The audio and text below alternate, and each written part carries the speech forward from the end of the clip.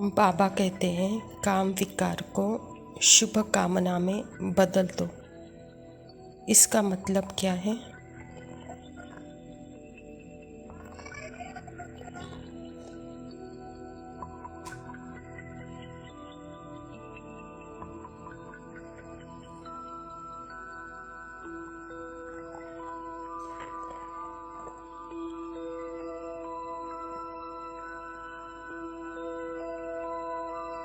यहाँ हर आत्मा के प्रति इससे ज़्यादा शुभ कामना क्या हो सकती है कि हर आत्मा परमात्मा के प्यार में लीन हो जाए, डूब जाए।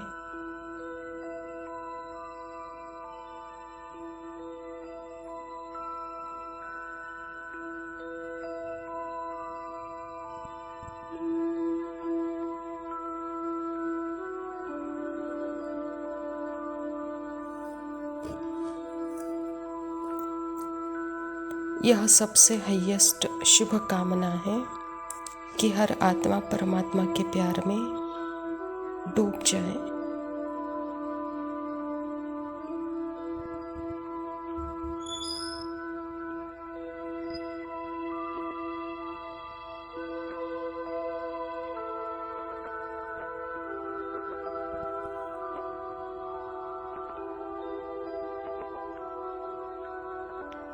आत्मा की सिर्फ और सिर्फ एक ही इच्छा है, परमात्मा के प्यार में डूबी रहे, बस। उसे और कोई दूसरी इच्छा है नहीं।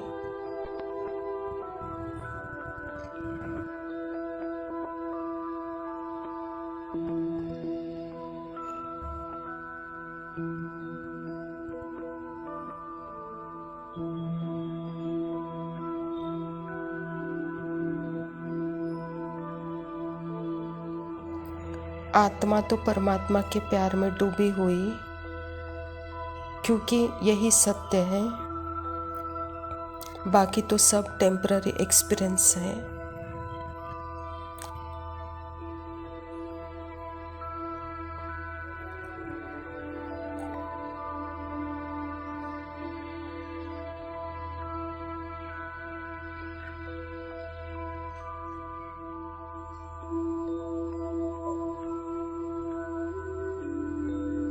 ढूंढ रही है आत्मा शरीर के और माइंड के द्वारा, कहीं वह प्यार मिल जाए, कहीं वह खुशी मिल जाए, एक हो जाए, लीन हो जाऊं। उसको बाहर ढूंढ रही है शरीर और माइंड के द्वारा।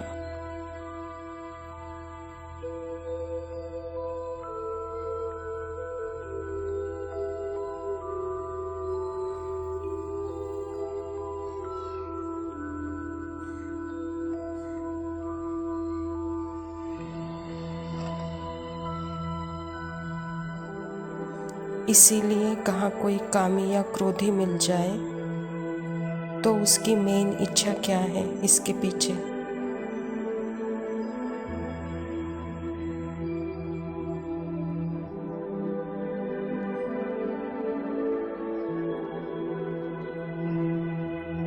उसकी मेन इच्छा यही है कि अपने सत्य को ढूंढ रहा है, वह प्यार को ढूंढ रहा है, क्योंकि वह नहीं मिल रहा है, इसीलिए वह इधर उधर मुंह मार रहा है।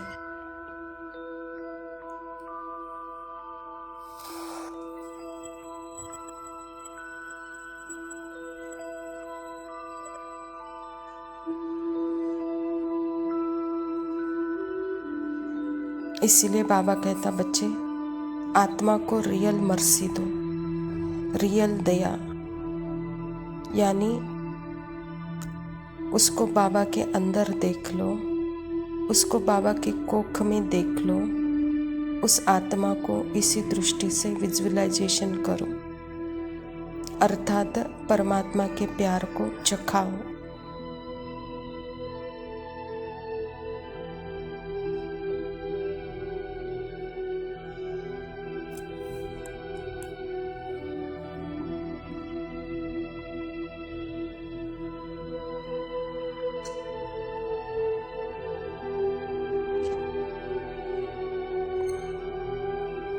आत्मा की शुभ इच्छा, रियल इच्छा कितनी प्यारी है। एक हो जाए, लव में लीन हो जाए।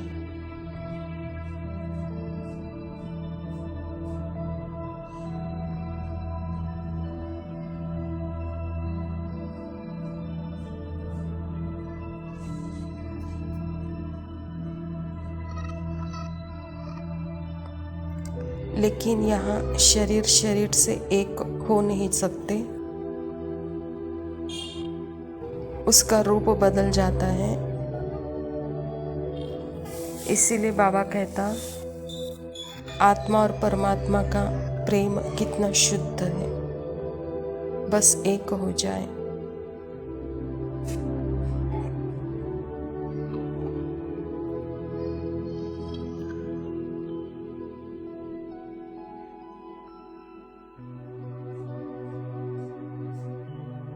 और यह रियल मर्सी जब हम हर आत्मा के प्रति यह अनुभव करते हैं, तब यह पॉसिबल नहीं कि वह आत्मा आपको किसी और नज़र से देखे।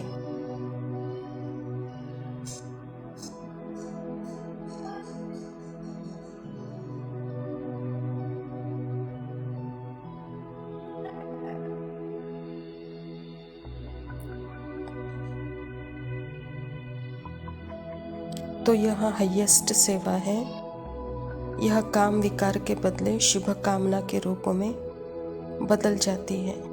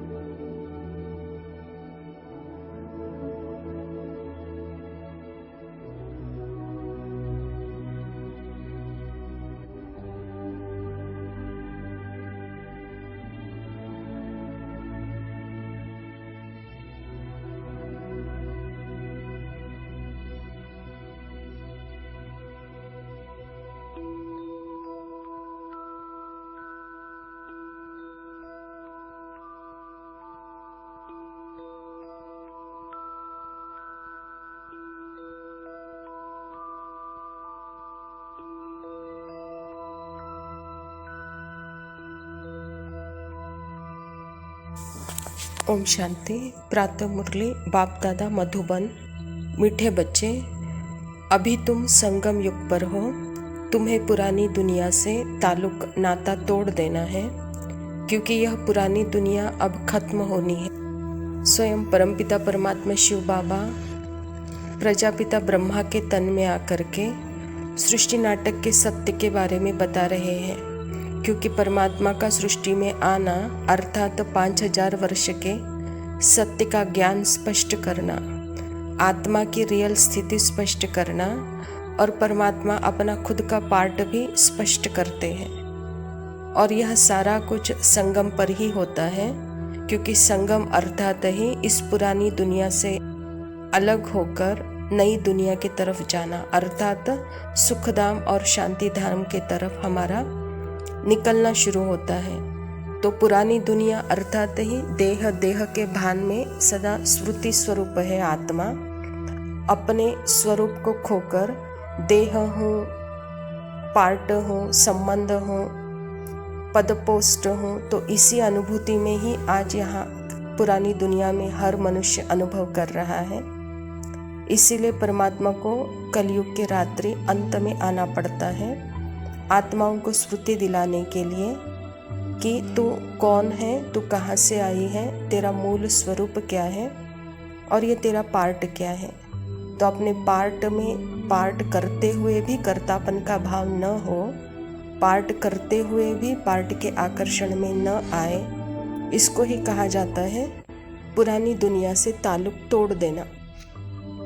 पुरानी दुनिया से खत्म नहीं हो जा, लेकिन अंदर जो हमारा इंटेंशन है, अंदर की जो इच्छा है, वह इच्छा क्या है? वह मेरी इच्छा है रियल प्रेम की, शांति की, खुशी की।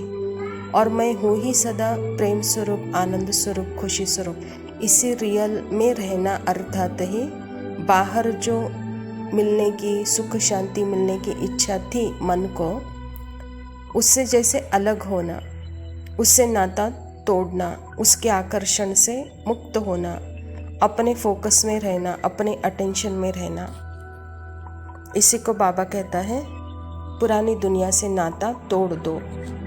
प्रश्न है, संगम की कौन सी विशेषता सारे कल्प से न्यारी है? उत्तर है, संगम की ही विशेषता है, पढ़ते यहाँ हो प्रारब्ध भविष्य में पाते हो। सारे कल्प में ऐसी पढ़ाई नहीं पढ़ाई जाती जिसकी प्रारब्ध दूसरे जन्म में मिले। अभी तुम बच्चे मृत्यु लोक में पढ़ रहे हो, अमर लोक के लिए, और कोई दूसरे जन्म के लिए पढ़ता नहीं। परमात्मा पिता इस धरा पर आकर एक ही बार 5000 वर्ष का संस्कार कहो, 5000 वर्ष की प्रारब्ध कहो, 5000 वर्ष का पुरुषार्थ कहो, यह हम बच्चों से कराते हैं। तो अभी का जैसे श्रावण मास चल रहा है, जैसे भक्ति मार्ग में भी साल में एक मास होता है, एक मास में खूब भक्ति की जाती है, श्रवण पठन किया जाता है, तो उसका फल हमको 12 मास पाने के लिए। तो यहाँ पे भी परमात्मा हम बच्चों को ऐसे संस्कार, ऐसी श्रेष्ठ पढ़ाई, ऐसा पुरुषार्थ कराना चाहते हैं जो कि सदा का संस्कार बन जाए। उसके लिए बाबा कहता है कि बच्चे आपको पढ़ना यहाँ है, लेकिन इसकी प्रारब्ध आपको भविष्य में मिलेगी। तो अभी साकारी दुनिया में ऐसा कोई स्कूल कॉलेज नहीं होता जहाँ पढ़ना अभी है और भविष्य में अर्थात दूसरे जन्म में उसकी प्रारब्ध मिले। लेकिन यहाँ परमात्मा खुद ही यह वंडर बता रहे हैं, अभी आप पढ़ते हो लेकिन उसका प्रारब्ध आप 21 जन्मों का पाते हो। धारणा के लिए मुख्य सार है, पहला पॉइंट है, झरमुई झगमुई में अपना टाइम वेस्ट नहीं करना है। माया कोई भी उल्टा काम न कराए, यह ध्यान रखना है। संग दोष में आकर कभी लूज नहीं होना है।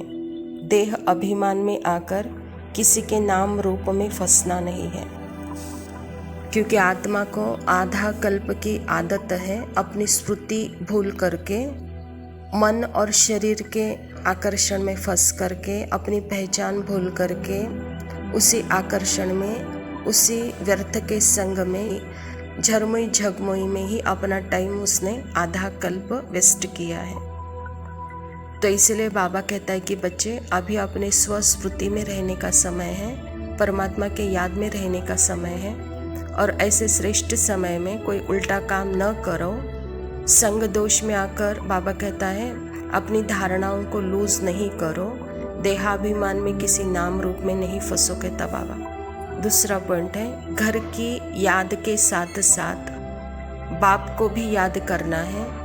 याद के चार्ट की डायरी बनानी है, नोट करना है हमने सारे दिन में क्या क्या किया, कितना समय बाप की याद में रहे। जैसे देह का भान, देह की स्मृति, देह के संबंध की स्मृति, देह का व्यवहार, देह का पद पोस्ट, कितना इजी नेचर हो गया है हमारा।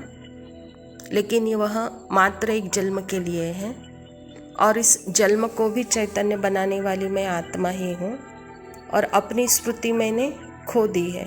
तो इसलिए बाबा कहता है कि बच्चे अब अभी अपनी स्मृति में रहो कि मैं कौन हूँ, मेरा कौन है, मैं कहाँ से आई हूँ। इसका चार्ट रखो, इसकी डायरी रखो, इसको नोट करो, सारे दिन में कितना मैं अपने में थी।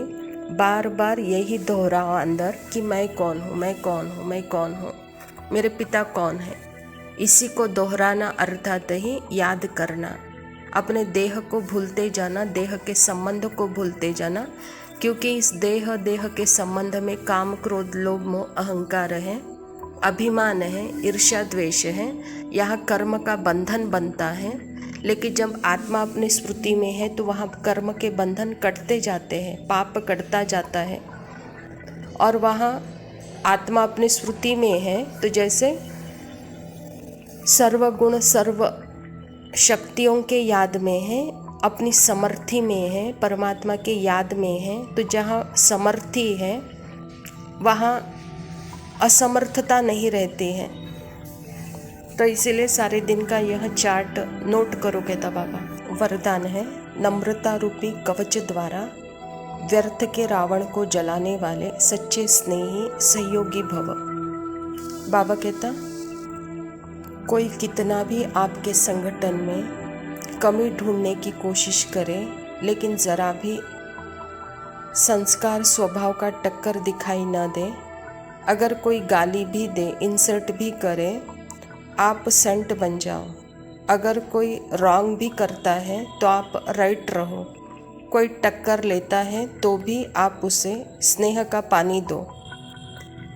यह क्यों, ऐसा क्यों, यह संकल्प करके आग में तेल नहीं डालो। नम्रता का कवच पहन कर रहो। जहाँ नम्रता होगी वहाँ स्नेह और सहयोग अवश्य होगा। तो बाबा कहता, अभी के समय में नम्रता रूपी कवच द्वारा व्यर्थ रावण को जलाने वाले सच्चे सहयोगी बनो, कहता बाबा।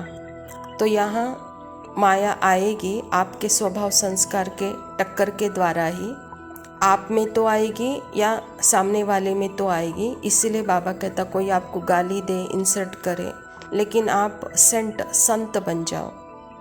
रॉन्ग करता है तो भी रॉन्ग को रॉन्ग की दृष्टि से न देखो, राइट की दृष्टि में रहो, टक्कर में नहीं आओ, स्नेह का पानी दो, कहता बाबा। यह ऐसे क्यों, ऐसे क्या, यह संकल्प का तेल नहीं डालो। यह जैसे आग में तेल डालने जैसा है, कहता बाबा। इसीलिए सदा नम्रता का कवच पहन कर रहो तो स्नेह और सहयोग अवश्य प्राप्त होगा। स्लोगन है, मेरेपन की अनेक हद की भावनाएं एक मेरे बाबा में समा दो। बाबा कहता, जब आप मेरा मेरा कहते हो तो वह सारा मेरा हद का एक मेरे बाबा में समा दो, कहता बाबा। बस मेरा तो एक बाबा। अच्छा, मीठे मीठे सिखिलदे बच्चों प्रति माता पिता बाप दादा का याद प्यार और गुड मॉर्निंग। रूहानी बाप की रूहानी बच्चों को नमस्ते। हम रूहानी बच्चों के रूहानी बाप दादा को याद प्यार और नमस्ते। लव यू बाबा, शुक्रिया, ओम शांति।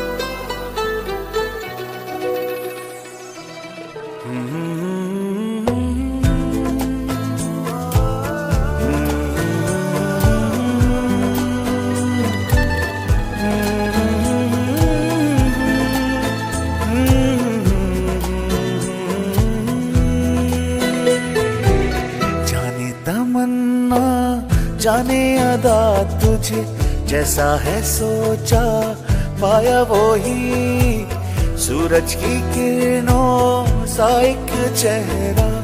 देखा है तुम सा मैंने नहीं, मेरी मोहब्बत का हर लम्हा तुझ में ही गुम सा गया।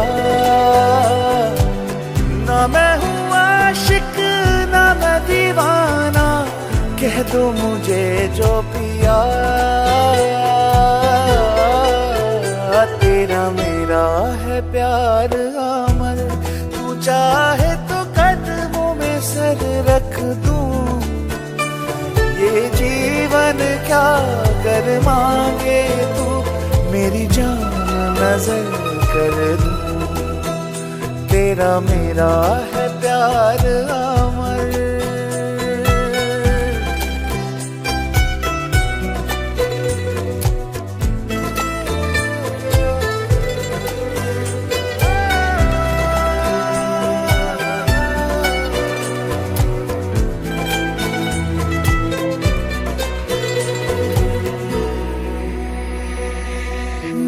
जहां और नूरे मोहब्बत दोनों जुड़े तुझसे पिया।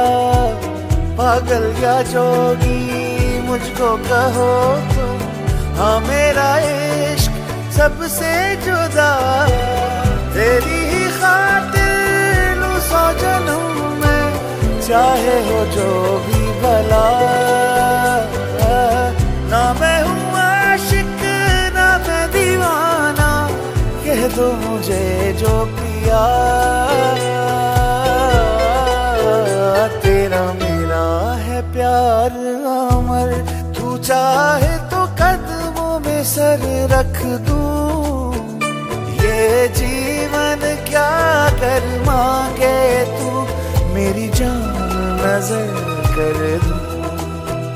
तेरा मेरा है प्यार अमर।